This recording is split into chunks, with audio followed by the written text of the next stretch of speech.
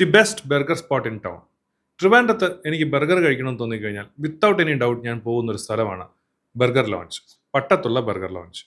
ഇത്തവണ ഞാൻ ബർഗർ കഴിക്കാൻ പോയപ്പോൾ ഫുൾ ടീം കൂടെ വന്നു.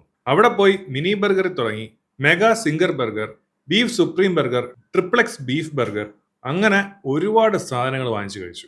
ഇവിടുന്ന് നമ്മൾ മേടിച്ച ബർഗേഴ്സ് ആയാലും സാൻഡ്വിച്ച് ആയാലും ലോഡഡ് ഫ്രൈസ് ആയാലും ഒക്കെ എല്ലാം തന്നെ സൂപ്പർ ടേസ്റ്റ് ആയിരുന്നു.